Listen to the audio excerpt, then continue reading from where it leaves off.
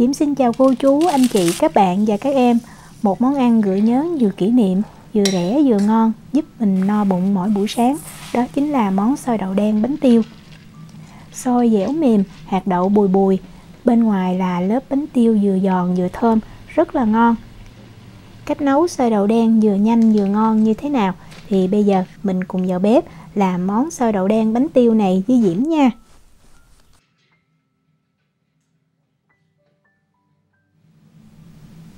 Ở đây Diễm có gói đậu đen xanh lòng. Mình nên chọn đậu đen này để mình nấu xôi, tại vì hạt đậu nó không quá to và khi mình nấu nó rất là bùi và nó dẻo, ngon lắm. Mình sẽ cân ra là 100g đậu đen, thì cách đo bằng cup hay bằng muỗng thì Diễm ghi ở phần miêu tả video. Đậu đen này thì bây giờ mình sẽ mang đi mình rửa lại ha. Thì lúc mà mình rửa đó, những hạt đậu mà nó bị lép hoặc nó hư nó nổi lên trên thì mình vớt ra. Mình xả nước thì nước nhiệt độ phòng ha, không nóng cũng không lạnh, và mình chỉ cần rửa một lần là được. Mình đảo vài lần và mình thấy cái hạt nào mà nó không chìm xuống dưới là nó bị lép đó, mình lấy ra mình bỏ nha. Rồi bây giờ mình đổ ra cho ráo và mình mang mình đi nấu luôn, mình không có cần ngâm. Thì lượng đậu này cũng ít vì vậy Diễm lấy cái nồi vừa nhỏ thôi. Mình cho đậu vào nồi, sau đó Diễm cho thêm 500ml nước.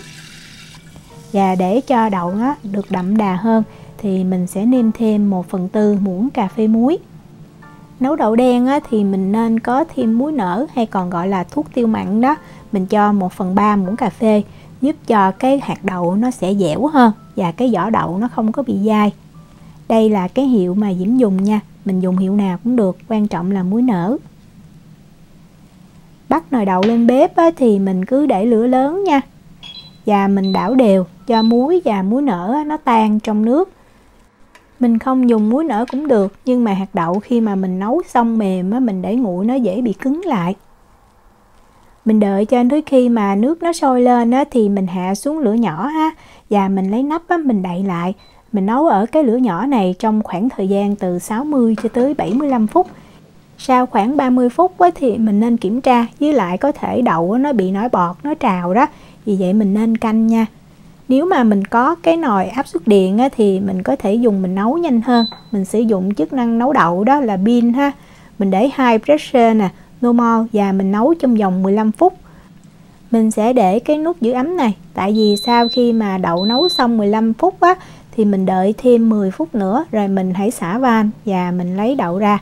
Thì em thấy đậu đen nấu theo cái cách này vừa nhanh vừa tiện và hạt đậu nó còn nguyên hạt hơn là mình nấu bằng cái nồi ở ngoài ha.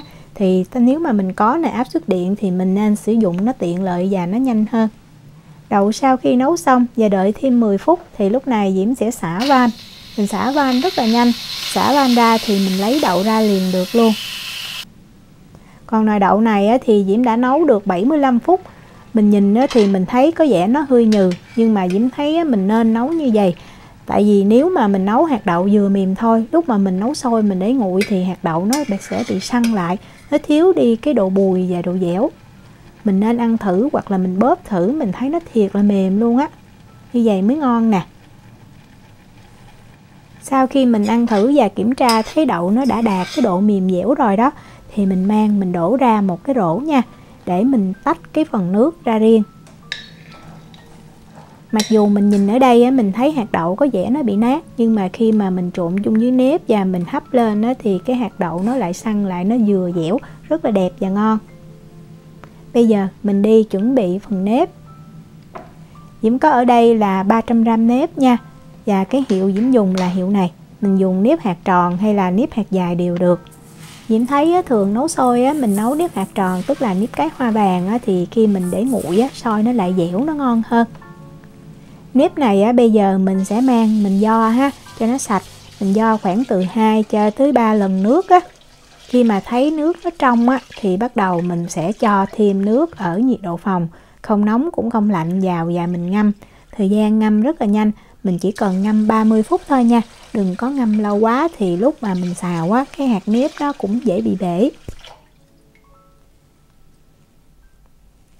Nếp sau khi ngâm được 30 phút thì Diễm sẽ đổ ra một cái rây cho nó thiệt là ráo nước luôn nha. Như vậy để mình canh cái lượng nước cho nó chính xác. Nấu xôi thì Diễm thích nấu nhanh và để nguội nó vẫn phải mềm thì Diễm sử dụng cái cách là mình sẽ xào nếp trước. Nếp sau khi để ráo rồi thì mình cho vào trong một cái chảo ha. Rồi mình lấy đậu đen mình đã nấu chín đó, mình cho vào luôn. Nước đậu đen này thì Diễm sẽ không sử dụng, tại vì trong đây nó có muối nở, cái mùi nó không được thơm. Đồng thời nếu mà mình cho cái nước này vào chung xôi nấu xong nó đen thui không có đẹp. Mình đong vào đây 160 cho tới 180 ml nước ha. Và để cho xôi nó đậm đà hơn, Diễm nêm thêm 1/3 muỗng cà phê muối. Rồi mình trộn cho tất cả những cái nguyên liệu nó đều với nhau. Về lượng nước thì Diễm cho ở đây là 170 ml. Tại vì cũng tùy thuộc vào nếp cũ hay nếp mới á. Nếu nếp mới thì mình cho 160 ml nước là được. Bắt cái chảo lên bếp mình để cái lửa lớn nhất nha. Và bây giờ mình xào thiệt là đều tay cho nước nó rút hết vào trong cái hạt nếp. Xào cái nếp này thì mình nên sử dụng cái chảo chống dính nha.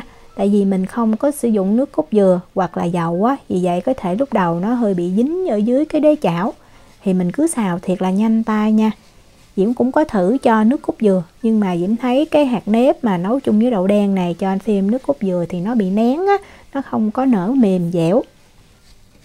Đó, khi mà mình thấy nước đã rút vào như vậy, mình cứ để cái lửa lớn nha, và mình xào thiệt là nhanh cho tới khi mà mình thấy cái hạt nếp nó khô ráo luôn thì như vậy khi mà mình hấp xôi hạt xôi nó mới tơi, nhưng mà nó vẫn dẻo, nó không có bị đổ lông. Để hấp xôi thì mình chuẩn bị một cái tờ giấy nướng bánh hoặc là miếng vải ha, và mình lót bên dưới cái sửng. Rồi như vậy mình cho nếp vào đây và mình hấp. Cái cách mà cắt lỗ cái tờ giấy này thì Diễm chia sẻ rất là nhiều trong những video nấu xôi trước đây rồi. Nếp xào xong thì mình sẽ mang mình đi hấp liền. Đó, mình nhìn hạt nếp mình thấy nó rất là tơi ha. Trải đều nếp và mình sẽ tạo thành những cái rãnh đó, giúp cho hơi nước nó tỏa đều để nếp nó được chín. Mình sẽ chuẩn bị sẵn một cái chảo nước thật là sôi, rồi mình cho nếp vào mình hấp nha. Nước phải sôi sùng sục như vậy nè. Cho vào thì Diễm sẽ hạ xuống cái lửa trung bình và mình hấp trong vòng thời gian là 15 phút. Thì cũng tùy cái nhiệt độ và cái sửng đó, thì sau 15 phút mình mở ra mình kiểm tra. Mở ra đó thì Diễm sẽ thử cái hạt nếp ở bên trên. Mình có thể trộn lên ha, nhưng mà thường mình thử hạt nếp bên trên. Nếu mà nó chín dẻo thì bên dưới nó đã chín rất là kỹ rồi. Nhìn ở đây thì mình thấy cái hạt nếp nó có cái màu nâu đỏ rất là đẹp. Nếu mà mình sử dụng luôn cái nước nấu đậu đen thì ra cái hạt nếp nó màu đen đậm. Diễm cũng đã thử cái cách nấu xôi đậu đen này bằng nồi cơm điện, nhưng mà sau khi mà nấu xong thì cái hạt nếp nó lại không chín. Trong khi mình nấu xôi đậu phộng cũng bằng nồi cơm điện, cũng cách nấu y chang như vậy, lượng nước như vậy mà cái hạt nếp nó lại chín dẻo rất là ngon. Thật ra mình dùng nồi cơm điện để mình nấu xôi nó nhanh tiện, nhưng mà nó không đúng là xôi, cái đó nó giống như là cơm nếp hơn. Xôi thì mình phải dùng cái hơi nước mình hấp cách thủy, hơi nước nóng làm cho cái hạt xôi dẻo mềm. Xôi trong nồi cơm điện này cuối cùng Diễm cũng phải mang ra ngoài Diễm hấp cách thủy cho nó chín luôn. Để ăn kèm thì mình sẽ có dừa sợi nè và muối mè hoặc là muối đậu phộng tùy mình thích ha. Muối mè thì làm rất là đơn giản. Diễm cho vào đây là 30g mè thì 3 muỗng canh Rồi mình cho mè lên bếp và mình bật lửa trung bình nha. Mình rang cho mè nó vừa vàng thơm là được. Thì thời gian rang mè rất là nhanh. Khi mà mình thấy cái vài hạt mè nó căng phồng lên và nó chuyển sang cái màu vàng nhạt là mình nên nhắc khỏi bếp. Tại vì cái chảo nó vẫn còn tiếp tục nóng nếu mà mình rang cho cái mè nó vàng thì lúc mà mình nhắc khỏi bếp cái mè nó sẽ bị cháy đen luôn. Nhắc khỏi bếp thì mình tiếp tục mình đảo và mình để cho mè nó nguội ha. Khi mè nguội rồi thì Diệp mới cho vào trong cái cối. Lúc này mình mới cho thêm đường và muối. Về lượng đường thì mình cần 30g là 2 muỗng canh.